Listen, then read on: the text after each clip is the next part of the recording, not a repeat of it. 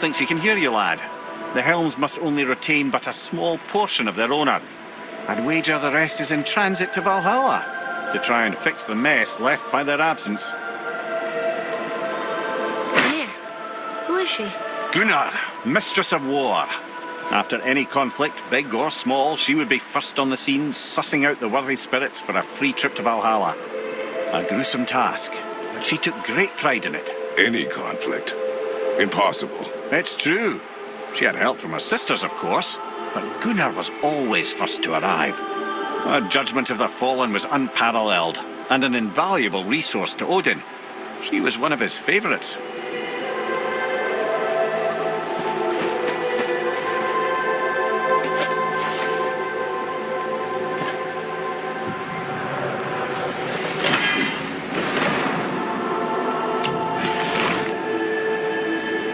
Ah, Gondul. Beautiful Gondul. And? Huh? That's it? Beautiful Gondul? No story or anything? Oh, sorry, lad. The sight of Gondul always took my breath away. Gondul had a silver tongue, a sharp wit, and struck a figure so stunning it literally drove men insane. Odin forbid her from setting foot in Midgard after a time, as insanity is not a welcome trait in Valhalla.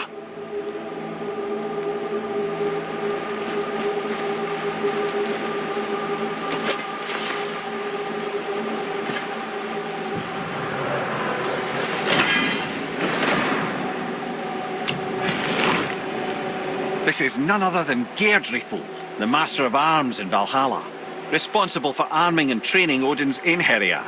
His what? His army come Ragnarok. The entire reason Valhalla exists, you see.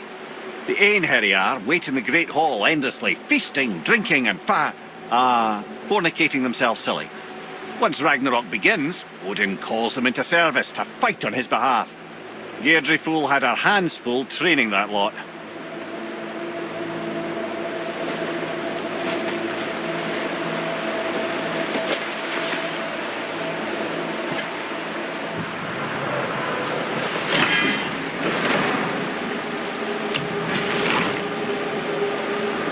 This, my friends, is Kara.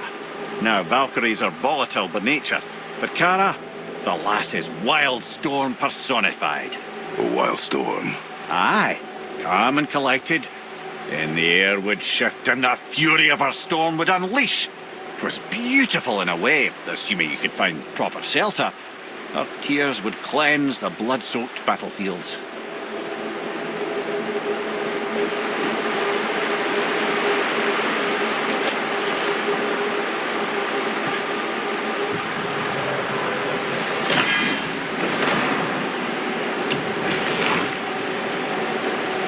This is Rota, a chooser of the slain.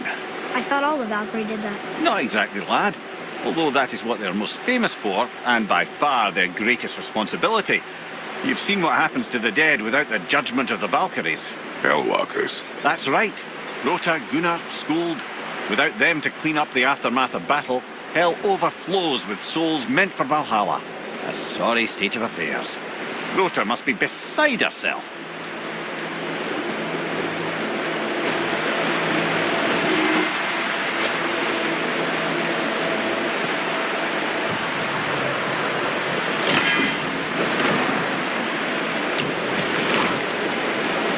Ah, here we have Eir, the healer. A Valkyrie healer? Strange. Eir was strange, as a matter of fact. Very quiet, very calm. Where her sisters were violent rapids, Eir was a gentle stream. She healed the wounds of both mortals and gods, and even a certain all-knowing sage who once drank too much and fell off a mountain. Not my proudest moment.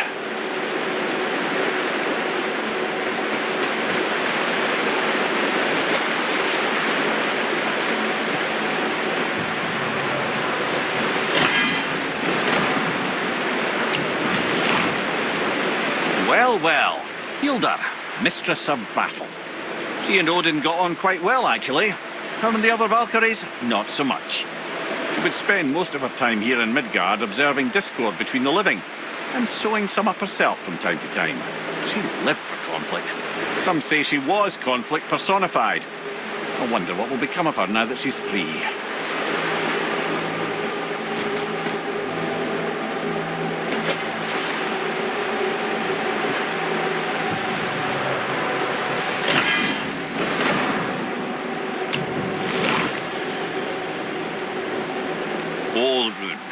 Once the daughter of a powerful chieftain.